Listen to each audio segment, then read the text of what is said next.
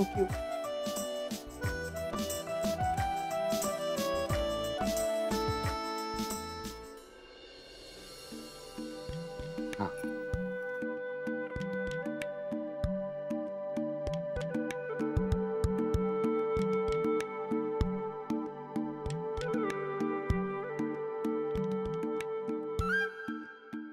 रे केवढी मोठी खोली आहे नाही.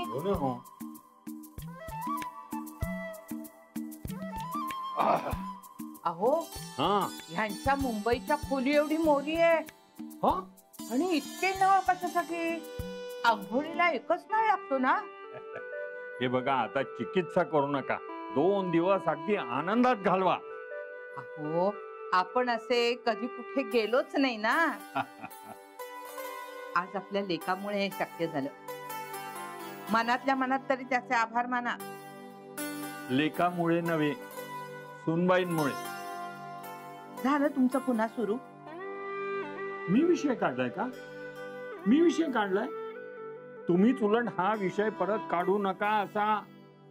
हे बघा, सुनबाईंना आपल्याला इथं घेऊन आल्याचा पश्चाताप होईल असं काहीही पुढचे 2 दिवस वागू नका. कळलं? हो मला कळलंय. पण तुम्ही एक लक्षात ठेवा, ह्याच्या पुढचे 2 दिवस सगळे एकत्र मिळून जे काही ठरवतील त्याच्यात सहभागी व्हा. नाहीतर नको तुमचं चालू दे, मी खोलीत बसतो, हे चालायचं नाही. हो तुमच्या पुढे माझं काही चाललंय का हो आयुष्यात कधी?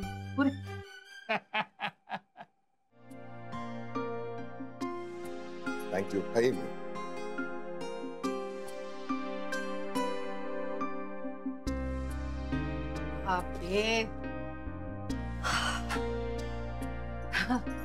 पोचलो बाबा एकदाच. काय म्हणालीस? नाही म्हटलं पोचलो एकदाच. म्हणजे? हो म्हणजे काय, हे ठरायला लागल्यापासून ना माझ्या पोटात गोळाच येत होता. नाही म्हटलं कुठे कधी माशी शिंकती आणि कॅन्सल होतंय. आपण कशाला असला विचार करायचा? आपल्या अवतीभोवती हेखेखोर माणसं कमी आहेत का? आता वैभवरावांचंच बघा ना. नाही तुम्हाला सांगते, ते हो म्हणतील असं वाटलंच नव्हतं मला. हो प्रवासातून येताना सुद्धा ना असे घुम्यासारखे बसले होते, कुणाशी काही बोलत नव्हते. त्रासिक चेहरा केलेला आपला. मला ना खरंच काही कळत नाही की जगानं काय यांचं एवढं वाईट केलंय. काय यांच्या चेहऱ्यावर सारखे 12 वाजलेले असतात. अगं असतो एखाद्या माणसाचा स्वभाव असा. पण त्यांच्या ह्या स्वभावामुळे दुसऱ्यांना त्रास होतो हे लक्षात येत नाही का त्यांच्या? Paneer mushroom stick with barbecue sauce करण्यासाठी लागणारे साहित्य: किसलेलं गाजर, उकडलेला बटाटा, पनीर, तांदूळाचं पीठ, रवा, मटार, मशरूम, कोबी, मीठ, मिरची, कोथिंबीर आणि बार्बेक्यू सॉस. कृती: प्रथम एका बाउलमध्ये किसलेलं गाजर, उकडलेला बटाटा, कुस्करलेलं पनीर, मटार, मशरूम, हिरवी मिरची, कोथिंबीर, कोबी, मीठ आणि तांदूळाचं पीठ घालून सर्व एकजीव करून घ्यावं. तयार मिश्रणाच्या स्टिक बनवून रव्यामध्ये घोळवून गरम तेलात तळून घ्याव्यात आणि सर्व्ह कराव्यात. मामी, कोणता भक्त हाक मारतो आहे? ध्यानात इतके मग्न आहात. बाणाईला भेट घ्यायची आहे देवी.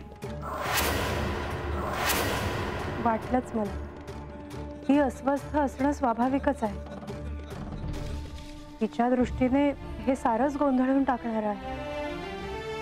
अशा वेळी तिला तुम्हाला किंवा मला भेटावं असं वाटणं हे स्वाभाविक आहे. नमस्ते अंकल जी. वो हमें आपसे. कशा करता आलेस तू इथे? बिकीची चाळी करायला? काय समजतो काय स्वतःला तू? अरे आजारपणात माझा जीव वाचला म्हणून घरातल्या पोरीबाळींवर. अरे कुठून कुठून येता तुम्ही, नाही ते उद्योग धंदे करता इथं. खपवून घेणार नाही मी सांगतो तुला. मी फार वाईट माणूस आहे लक्षात ठेव. पोलिसात देणार होतो तुला. केवळ विखे आडवाला म्हणून लक्षात ठेवलं. ते इथून दिंड काढणार होतो तुझी मी. मामा आता आपण काहीच करू शकत नाही.